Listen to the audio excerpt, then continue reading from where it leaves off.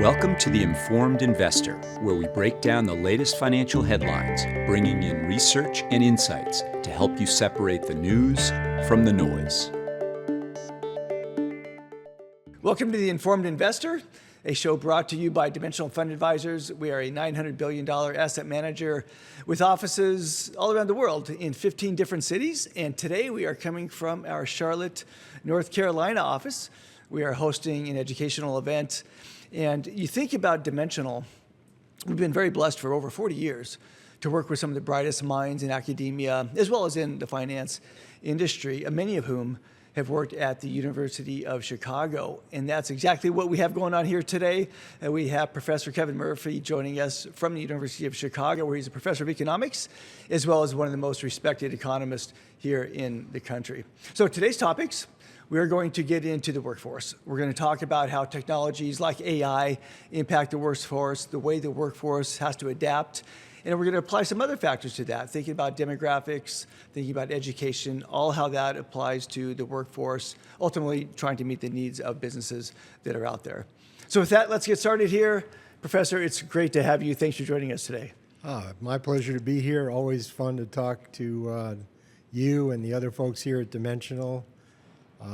Really put some perspective on us who do economics, but do it mostly in academic settings. So it's great to get out here in the real world and talk to people for a bit. Well, and you're here in Charlotte to present, actually, at our conference that I mentioned a moment ago. So I appreciate you taking a little time to do a little side hustle here and enjoying the show. Yeah, I'll try. Probably some of the stuff I'm going to talk about today here in Charlotte will come up in our discussion, but you'll be the judge of that because you're going to run the show. So I'll do my best to respond. All right, well, let's go back, a little perspective about you and sort of your background. So you went to UCLA. Yeah, I was an undergraduate at UCLA where I started studying economics. I was very fortunate to get introduced to a number of very famous economists at UCLA, many of whom came from Chicago, which kind of explains how I ended up back in Chicago after that. And they really gave me an introduction to applied economics, that is, using economics to understand the world. And when I got to Chicago, that tradition continued with all the great economists who were there when I got there. Are you from California? I am. I grew up in Southern California. I grew up in Inglewood, California, right by the Forum in California. And I went to UCLA as an undergrad. I had the great experience, actually, of working in a grocery store, both during high school and through my undergraduate career, and even in the summer of my first year after graduate school. And that was good for me because I learned a lot about how the world worked, because I could see the economics that I was doing in class, but also see the economics that underlie that business. And it's surprising to me and to others how often I use grocery store examples to kind of illustrate how the world works. And then you got tired of the perfect weather, I guess, and went to Chicago, and you've been there ever since. You got your PhD at University of Chicago and been teaching there since. Yeah, I got my PhD in the econ department at Chicago. I actually started teaching at then GSB, what later became Booth, when I was still in the PhD program at Chicago, and then went on to become an assistant professor and then eventually a full professor. And I've been at Chicago since 1981 when I came as a graduate student. Tell us a little bit about some of your areas that you love to dive into. I know your expertise is more in microeconomics. Maybe for the audience, just sort of compare, contrast micro versus macroeconomics and then areas you love to get into with your research. Yeah, I mean, I would say micro, everybody hears about macro because everybody hears about, well, what's going on with the unemployment rate, what's going on with GDP, what's economic growth going to be, what are interest rates going to be. I'm more from the micro school, which focuses on how markets work. Now, that might be as small as the supermarket. I also do a lot of work in antitrust, so in trying to understand antitrust issues like, Google or Facebook or Apple or any of the things that are out there, you kind of have to understand how the marketplace works and why the world is organized the way it is. Fortunately, and this economists have realized this more and more over time, even those macroeconomic questions are often best approached with microeconomic tools. And Chicago was one of the leading places in the country at really bringing in that revolution. You go back to Milton Friedman, everybody's heard of Milton. He was both a micro and a macroeconomist. He was just a fantastic economist in general. But his approach to macro, whether it was talking about money or talking about monetary policy, really used microeconomic tools. And then Bob Lucas, who took over from there, in finance, Gene Fama, he has a very economic-oriented approach that, so the Chicago tradition has always been one to think about there's a core set of economic ideas that can be used to explain anything from the grocery store to Fed policy. So that's kind of the fun thing about Chicago. There's nothing that's off limits. Did you have Milton Friedman as a professor? I didn't have him as a professor. He left right before I got there. I got to know Milton over the years when he was out at the Hoover Institution. So I got to know him, but I didn't have him as a professor. I had Gary Becker was probably the most influential professor I had at Chicago. Armin Alchian and Ben Klein and Finus Welch were probably the most important people I had when I was at UCLA. Those are some heavyweights. Yeah, they were great economists. You learn a lot from talking to them. All right, on this show, we like to read some headlines. Okay. And then I'll get your reaction to them. So I've got two headlines for you here. Okay, the first one, and this is going to touch on AI, because we're going to bring that into sort of how it's impacting potentially jobs in the future here. Okay, so the first one, artificial intelligence could add 13% to global GDP. And by the way, that was just a week ago. The article was written the day before. Could AI drive the economy into recession? Okay, so am I excited about the opportunities that AI can bring to the workplace, or am I nervous that, hey, we're going to lose a bunch of jobs and we're going to recession? Both, okay? I mean, and I was going to talk about this today, that technological changes like AI and, take the electric motor or the internal combustion engine, things like that, have an enormously beneficial effect on the economy over the long term. And inherently, they require us to make changes to implement those technologies. And two big changes always has to happen is, one, we need to make the physical capital investments to actually implement the new technology. And you see that today with AI. In the great demand it's making, for example, for power generation. Here we thought we were in this world where we were going to conserve on energy and use less energy, and now AI comes along and you suddenly realize, geez, this is enormous demand for energy. And, it's had an implication, for example, that, we're now much more seriously looking at bringing nuclear power back. That, not that long ago, people thought, nuclear power was it's behind us in some sense. It certainly wasn't viewed as a growth sector. But now the demand for energy by AI, and we will make the kind of investments needed. The other kind of capital investments that are needed are all the complementary assets required to use AI. And that might be in the downstream, say, medical areas where AI is probably going to play a big role. And in doing so, it also affects the workers, because it changes the types of workers we need, and it reduces, and this is where the recession view comes in, it reduces the demand for lots of different types of workers because it does the work that people themselves used to do. On the other hand, it raises demand for other workers who need to produce the products that are complementary with AI and also can use AI to make valuable products downstream. And, one of the things I most dislike for somebody to tell me as a student is, oh, this is unprecedented, because it's Meaning a useless AI. concept. Yeah. It's a useless concept because there's always precedents. They're not always perfect precedents. They don't, AI hasn't happened before, but we've had tremendous technological changes that have happened. You could go back to the late 19th century, early 20th century, and the mechanization of agriculture. That, if you go back to the late 19th century, we had like 60% of the population in agriculture. That declined dramatically, really rapidly from the early 1900s through the mid 1900s, where, and then it's continued to decline since then. What is it at today? Low single digits, so, and, not just farmers, but farm laborers. We had 20% of the population were farm laborers, right? They were just physical strength. They were out there, and they were displaced by the mechanization that happened in agriculture.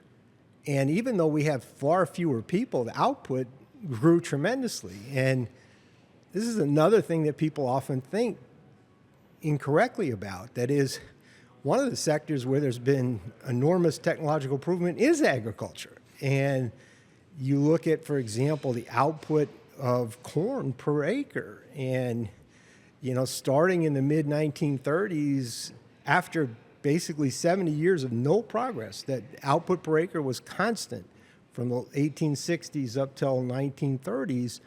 We've been on a straight upward trajectory, and I think 6 or 7 times the productivity per acre. A lot of that through a series of technological improvements, whether they're in the fertilizer, whether they're in the seed, and farmers had to adjust to that. That is, we think of farmers as like, country bumpkins, but they're not. It takes a lot of sophistication to run a modern farm. You have to know a lot. And one of the lessons that came with the advent of hybrid corn in the 1930s is that it benefited educated farmers much more than it benefited less educated farmers, because they were better able to implement the new technology. So one of the things that is out there, and will be out there today, is you want people to be able to adapt. Because predicting where technology is going to go isn't as easy as you think. A couple examples that you kind of come to mind. It wasn't that long ago that people said, well, geez, computers and computer technology is the future, so I should be a coder. Right. And what we didn't think about is that computers are really good coders too. And, that maybe computers not just need coders, but they can replace coders. Another example is what we're doing here today. That you go back to the 1950s, and one of the things that people thought was television would revolutionize education. That, boy, we could just record the best teachers and play it for all the audiences. Didn't happen. Didn't work. And COVID kind of showed us that it doesn't work, right? But we knew it didn't work based on what had happened over the preceding decades. So it's not that easy to predict how they're going to change things. But the two things that really make us be able to take advantage of technology is, one, making those capital investments that implement the technology, and having the workforce adapt to that technology. And those are the two things that we need. So if you go back over time, like AI, the idea of innovation and technology is not new. Not at all. Not at all. Different. It's happened over. It's a series of things that have happened. It's, there are, you can go back and you have, go back far enough and you have the agricultural beginning of actually human agriculture. That's way back in time. But more recently, you had the electrification of the economy and the electric motor. Yeah. More recently, the electric motor has evolved again to be a much more controlled source of power than it was. And so all the motors that drive everything that we have, all those little devices you have that have a little teeny motor in there, that can do all kinds of things that it used to take people to do. All those things have happened one on top of the other. So each one's different, but the fundamentals are the same in terms of capital investment and how the workforce adapts. Is what I'm hearing you say. Why is it so hard to make predictions about what an innovation may mean in terms of jobs, businesses, things like that? Because I heard you mention that they're almost always wrong. Well, I don't want to say they're almost always wrong. It's not as easy as you might think. And part of it is this idea that technology is both a substitute and a complement at the same time for other things. And the coder example is a great one. It takes people to code to create the AI, but once the AI is created, it can displace the coders because it can do the coding for them. So it's that dual nature that it's kind of adding and subtracting at the same time. We're confident that both of those will happen. We just don't know which one is going to play out to be more important than the other. So it's not that we don't kind of understand how technology works. It's just we don't necessarily understand how it's going to play out. Give you another example. So, for example, I don't know if you know this, but since about 1950 or so, there's been enormous expansion in the productivity of milk cows. That in 1950, I think it's about 5,000 or 6,000 pounds a year of milk from an average cow. That number is like 28,000 now. It's like five-fold increase. Over the first part of that period, what that led to was a shrinking of the herd. Basically, the herd shrank because each cow was producing more milk, and with more milk per cow, we didn't need as many cows. However, since then, there's been basically a stable herd and just growing production of milk. And where's that going? Well, it's going into cheese. This is probably the biggest growth. And all those pizza places you see out there are a reflection of kind of the... And so it was hard to know whether that meant fewer cows or more cows, right? Because on the one hand, making cows more productive means for a given amount of milk, we need fewer cows. On the other hand, milk's cheaper, so we can use it for more stuff. So that conflicting force is partly what makes it hard. And, there's often a sequence where initially, it may displace some people, then we figure out how to use it, then it'll grow, and then eventually it's saturated the kinds of things we can do, and then we'll start shrinking again. So it's not even monotonic necessarily. Some of those examples you gave with technology, I'll call it more of a working, I don't know if it's low-skilled, but manual labor, yes, manufacturing, things like this. Is this one a little bit different as you think about AI in the sense that it's more white-collar type jobs that might be displaced? Have we ever seen something like that before? We have. I mean, for example, in the early growth of manufacturing in the first half of the 20th century, we replaced a lot of craftsmen who were skilled at making products with a combination of machines and operatives, right? That is, you would have a lower skilled operative running a machine who would be producing the product, so you wouldn't need a craftsman, say, to actually be doing the whole thing by hand. So we've seen some of that. That was more, not so much on education-based skills, but on, market-acquired skills, skills obviously outside education. But that would be an example where it actually went the other way. By and large, technology has tended to favor high-skilled workers and displace low-skilled workers. Mostly because the limitations of the technology. That is, the big difference between machines and people is people are enormously adaptable. They can do such a wide range of things. And thank God we can do a wide range of things because, if 60% of us had to work in agriculture and that was the only thing we'd know how to do, we'd have a bunch of people living in poverty today because they've been displaced by the technology that happened in agriculture. Fortunately, those people, not necessarily the exact same people, but that part of the population has been able to move over to other things. And they did that, for example, in the 20th century by a big expansion in education. Not higher education at most of the time period. It was a fraction of people graduating from high school. In the late 19th century, or maybe 1870, 1890, 2 or 3% of the population graduated from high school. There was an explosion in high school graduation that happened between 1910 and 1940. Claudia Golden, who won the Nobel Prize just a couple years ago, kind of well known for her work talking about the growth in education. And that really allowed us to adapt to that big displacement of workers that happened because power became so cheap and things like that. But, you know, the electric motor at that time was, and the internal combustion engine were really sources of power, and so displaced people as a power source.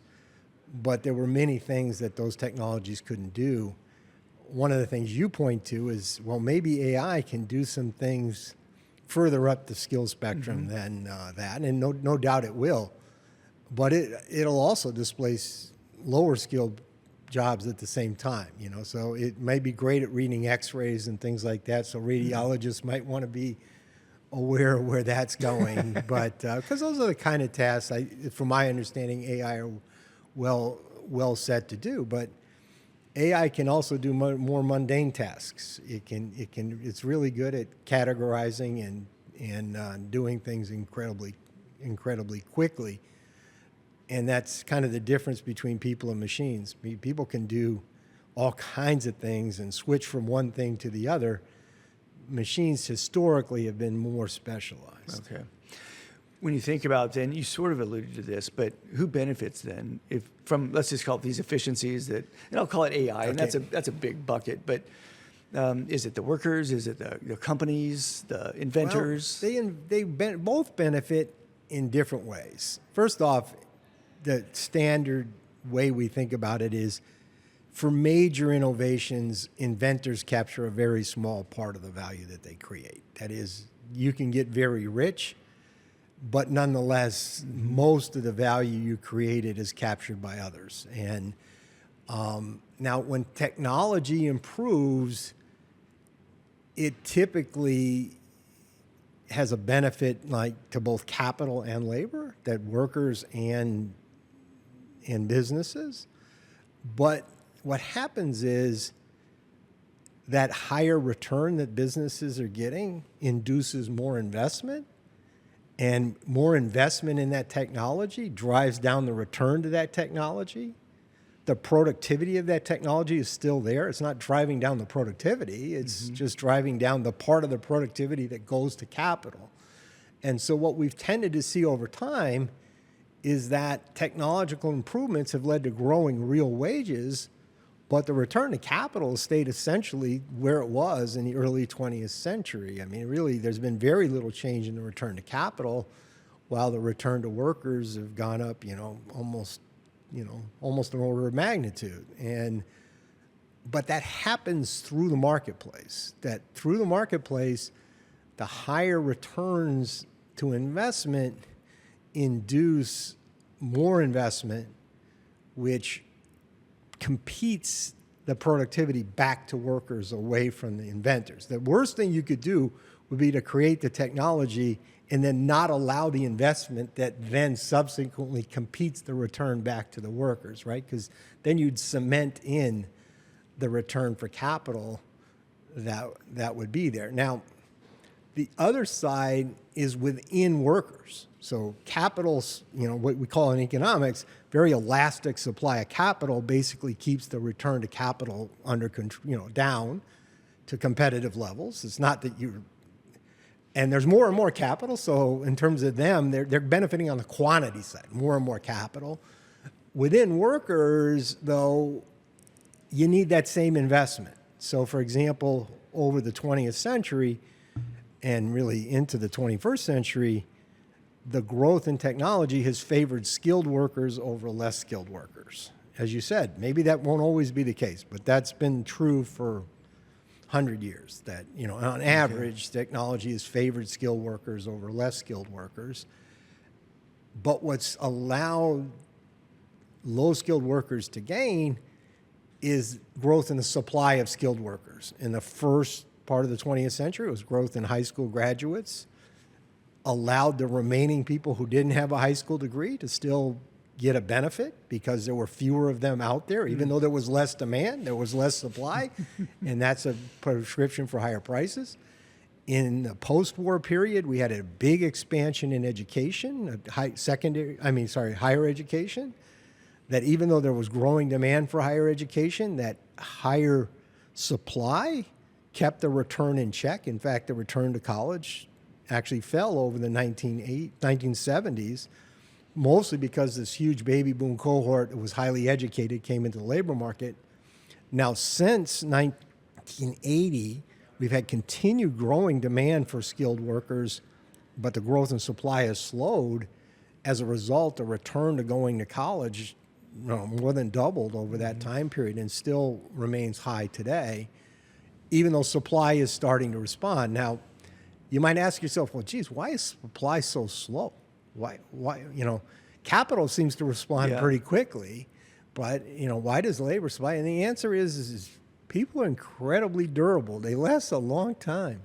You think about, we're producing productive assets. I'm going to hate to be so crass as to think of people as productive assets, but if you view them, hopefully they're productive. Hopefully they're productive. But we're training workers today who are going to be around they're going to be living 70 years from now, 80 years from now. They're going to be working 40 years from now. That's a very long time. Not that many long-lived assets like that. The other side is they take a long time to produce, right? That you think about, how do you produce a PhD? Well, you start when they're in preschool, right? Because you can't just say, okay, I got this 4-year-old, I'm going to send him to college. No, and so it's a cumulative process. It takes time to build. And so what happened when the return to schooling went up in the 80s and 90s is people responded. They said, geez, I got to get educated. Unfortunately, a lot of them didn't have a very good elementary and secondary education. So a lot of them went on to college, but most of them didn't graduate because they really weren't prepared. Now we're starting and hopefully starting to do a better job. And, and there's where we have a bit of a mixed bag, because I think a lot of our suburban schools and other schools have responded, and they've really realized we got to invest a lot in our kids. But a lot of our larger school districts have been slow to respond. And, you worry about that because, that's going to keep those workers behind. But when you keep some workers behind, you don't only hurt those workers, you hurt all the other low-skilled workers, because there are more low-skilled workers, and when there are more low-skilled workers, everybody earns less. It's all supply and demand. Right? The whole world is supply and demand. I come from Chicago. That's the only thing I understand. So everything's supply and demand. You went to the education. Let me just go with there. And particularly, I want to get your thoughts as an educator. Yeah. So here is a headline. This came out just a few weeks ago. And the headline reads, 12th grade math and reading scores in the U.S. hit new low. So going back to then the supply that's trying to get created, the supply of the workforce, we're not there in the quality on average of education. So I think that is a problem, and the reason is those skills are the kind of skills that I'm not being trained. When I learn how to read, I learn how to do math, I learned how to take an analytical approach to things. I'm not being trained for a specific job. I'm being trained how to think, some very general skills that I could use, whether I'm going to be an engineer, whether I'm going to be a plumber, whatever I'm going to do, I'm going to be able to use those skills. And so in this world where we know things are going to change, but we don't know how they're going to change, I worry the most that we're not giving the people the things we know are going to be useful no matter how they go. And not only are they going to be useful no matter which direction we go, all the evidence we have is that people that have a good, solid beginning education respond more. They're able to adjust more. So in a world where you don't know what's going to happen, those kinds of skills are even more important because they're not only useful everywhere, but they help you move from one thing to the other. And, if there's one, I talked about people and, big things about people. One is they last a long time. Number two is they kind of build on themselves. You build the person tomorrow on the top of the person that was there yesterday, so you have to, it's a cumulative process that you have with people. So you really got to think about the world that way when you think about how the world is going to be affected. Are there some quick fixes you can do to solve some of the educational challenge? And and there's disagreements about this. I'm a big fan of charter schools. I think charter schools, particularly for lower income and minority communities, have proven to be a tremendous advantage. And you don't have to take my word for it. All you have to do is look at the lines that show up when there's a charter school available, right? New York right now is limiting their enrollment in charter schools, and there are big lines. There are big, queues to get into those programs. And that's the other thing that's always impressed me is, we tend to think, well, it's going to take experts to decide this. People are a lot smarter than we often give them credit for. Even low-income households are, they know what they need to do. It's just often we have a system that doesn't necessarily allow them to effectively utilize those choices. So I do like charter schools in that regard because, number one, they create opportunities for people, and number two, that opportunity for some people in some sense benefits even the people who don't go there through the mechanism I talked about before, but also they create competition for the public schools that hopefully will then have to respond in some way. The response you don't want to see is say, oh, let's cut back on charter schools. There's too much competition for the public schools. That's not a good response. Yeah, choice is valuable. It drives competition, which drives hopefully better outcomes. Yeah, and I was going to talk about this today a little bit. It's really, as much as we like to, quote, manage progress, it's a very hard thing to do. So, for example, if you look at the history of railroads in the United States, throughout most of the 20th century, really up until 1980, they were incredibly highly regulated. And they were regulated because they were viewed as being so important that we needed them. They were so important for everything that we do. And they were regulated with the idea that we needed to protect the people who needed the railroads. So what that did, though, and it wasn't that anybody was trying to hold back progress, it really led to a management of the railroad system that was very focused narrowly. So it was like, oh, we got to keep this railroad because the guys who live in this town are really dependent on that railroad.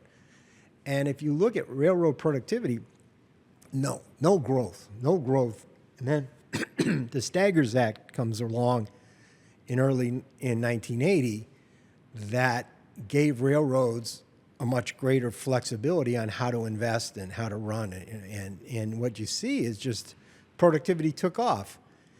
And in that case, productivity took off because we were able to redirect investment to where it was productive and take investment away from places where it was unproductive, because the old system had a bunch of railroads that were unprofitable.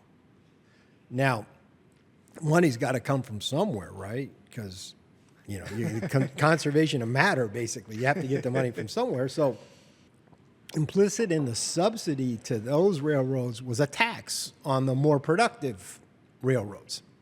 And so what the Staggers Act allowed to was, like, you don't have to subsidize all these things. So the track miles in the United States fell a lot. We got rid of trackage that just didn't make any sense.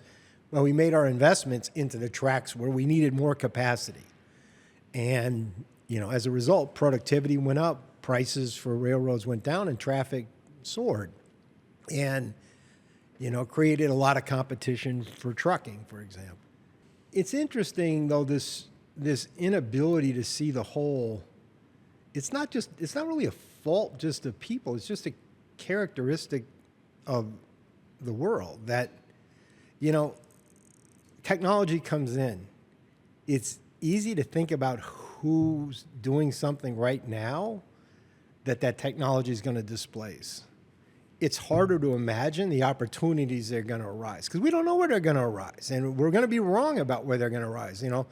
That's one of the reasons why productivity doesn't just immediately follow technology, because we come up with a computer technology, for example. We try it in 57 different places, maybe 36 of those places it doesn't work. But eventually we get rid of the 36 that don't work, and we're left with the 21 that did work, and boy, that's great benefit. So there's often kind of a adjustment period where we're trying to implement the technology, and it just doesn't necessarily pan out the way it did. And we've seen that in computers. We've seen that in other areas. I was talking about this earlier, and there was a view early on that TV was going to revolutionize education. Well, TV did a lot of things, but it didn't revolutionize education. It did a lot of great things in other dimensions. Yeah, it got sports to us. Sports changed the sports business dramatically. I mean, the sports industry has changed where, if you go back not that long ago, very few teams broadcast their home games because they viewed attendance at the ballpark as really the big money winner, and they were afraid if people could watch the game on TV, they wouldn't go to the game. What they now realize is that watching the game on TV is probably one of the best ways to get them to go to the game. Not that game, but another game, right? So you're building your fan base. And so more and more teams in sports have gotten away from the local blackout rule. Hey, let's go to some of your consulting work that you do. And you said you do quite a bit around antitrust and things like that. And some of these companies now have just gotten so big. Yeah. The Googles and some of these. Well, I'll default and call them a tech company, I suppose. But I guess for what you're able to share, where are we at? Is that something that's going to be more challenging for these businesses, depending on what the government does and tries to think they're too big, so we got to break them up? Well, I think navigating the regulatory environment, and I would say these are worldwide companies, remember, so you don't want to think about Google or Apple or anybody. They're US-based companies, but their businesses are worldwide. So for like a lot of these companies, there are challenges in the US, but there are even bigger challenges in Europe. That is, Europe is, probably ahead of the US in terms of trying to limit what the tech companies can do, and they have a different concern as well, which is, they are American companies, not European companies. So I think navigating the regulatory environment is a big part. I mean, you think about, somebody like Google or Apple or Microsoft or any of those, it's hard to think about running that business without thinking about the antitrust side of the world.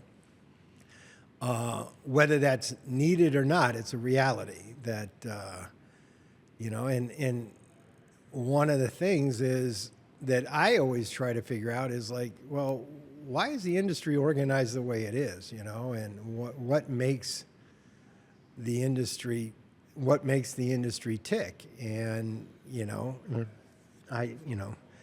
I'm limited as to what I can comment on some of these because I've done work there and I still got pending litigation. But I think we've gotten a lot of benefit from the tech companies and revolutionized our lives. I mean, and the cell phone was a remarkable device, right? I mean, you think about where all the things that we do on a cell phone that we didn't before. Yeah. Your calendar's on your cell phone. You do email on your cell phone. Pay bills on your cell phone. Take pictures with your cell phone. Right? I mean, cell phone has displaced a lot of the photography industry. Right? That is the cell phone. you guys actually have cameras, but I mean, a lot of these things, most places I'd be doing a podcast, they'd have an iPhone like on a tripod, and it does a pretty damn good job. Yeah, it's actually. got so high quality. It does. Well, the problem with these high quality cameras is they show too much. All your little spots and everything else. Okay, but yeah. So no, I mean, I think we've gained a lot. I think people are worried not just about the competition issues. One of the things that shows up a lot when you talk about tech is just control issues. They feel like, they're running our life. They decide what I see, how I go, And I tend to have less concern, but let me kind of lay out the way I think about it is, there's no question that if you want to become informed, becoming informed is easier now than it ever has. I mean, now when it comes to media, it's not clear people always want to be informed, right? That is, when it comes to how to fix my car, YouTube has been fantastic, right? Because I don't care what breaks on your car. There's some dude who made a video of how you fix it. It's shocking how fast you can get it too. Yeah, how fast you can get it. But I'm telling you, it could be you.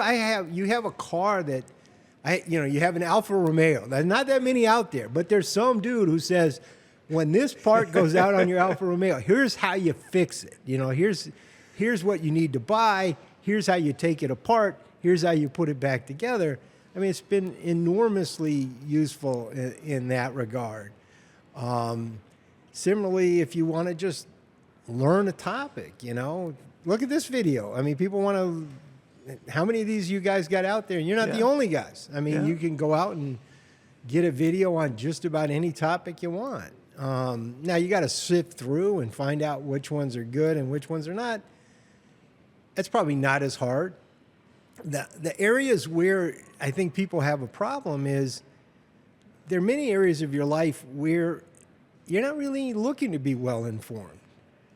So for example, on politics, why do I want to know? Why do I want to be well informed?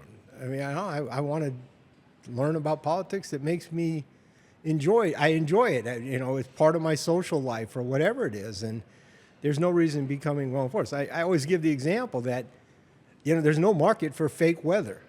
Right? There's no market out there for some guy to get on the TV in Chicago in February and say, another great day in Chicago, wear your short pants. It's like that guy's off the air tomorrow because I go outside in my short pants. It's like, oh man, this is freezing. So, on the other hand, there's, in a world where you have, there's not really an incentive to learn what's right, whatever, because what am I going to do with it? It's, then people are going to silo themselves if that's what gives them the most enjoyment. And we had a disciplinary device. I was talking to someone right before we got on the air here. Back in the days where there were fewer stations, the market was kind of disciplining. You had to kind of go down the middle to some extent because you had to appeal to a broad swath of the audience. Nowadays, that's not how you succeed. You succeed by giving a segment of the population exactly what they want. And what they want is maybe what they want to hear. And, so that's a challenge. And I think people do worry about that. Now, on net, would I want to go back to a world where we didn't have access to all this information? No. And will we figure out ways to get around this? To the extent that's what people want, that's what we'll do. But the thing that worries me is not always what people want. I think I don't want to put words in your mouth, but you're generally an optimist in terms of the creativity that's out there.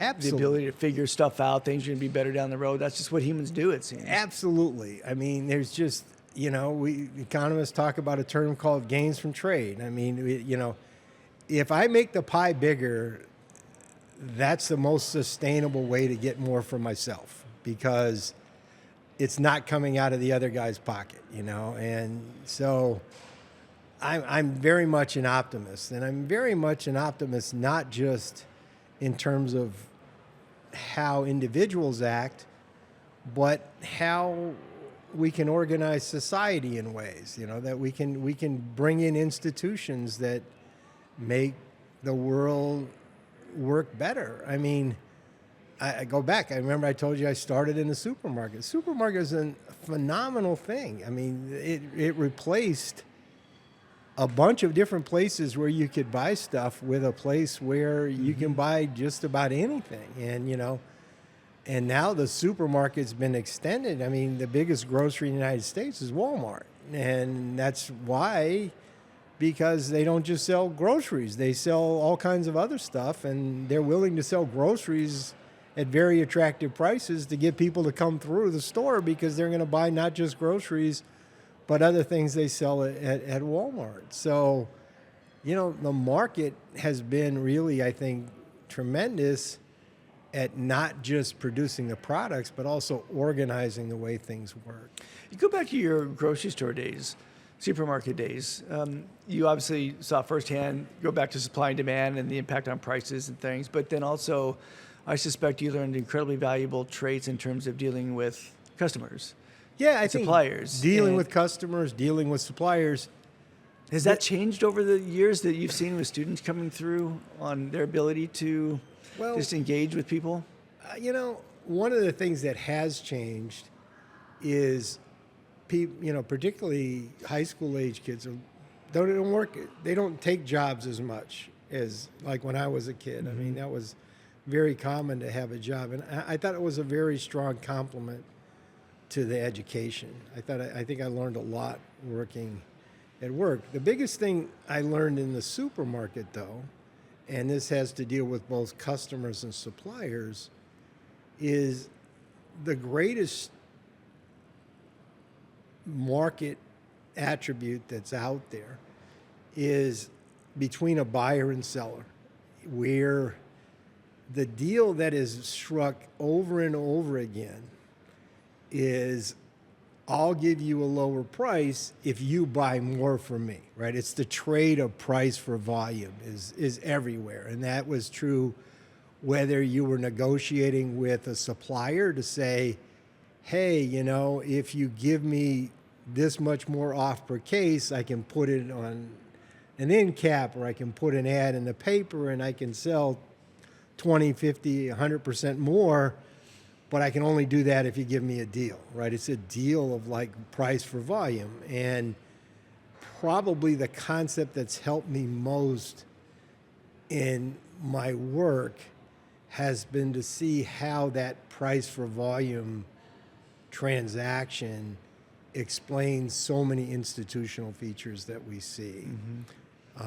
You know, everything from credit cards to, you know, basically the credit card deal is merchants will take less on the credit card in exchange for getting more volume than they would if they didn't accept a credit card. And the consumers benefit through lower prices. And you know, business to business world runs on that all the time. You know, that, you know, you go to a supplier and you say, look, I'll buy more from you if you give me a lower price. So the supplier comes to you and says, I'll give you a lower price if you buy more. And, you know, somebody like Costco is the poster child, right? Because Costco plays this game on the supplier side where they go to the supplier and say, look, I'm only going to have one brand of ketchup. I'm only going to have one brand of tires.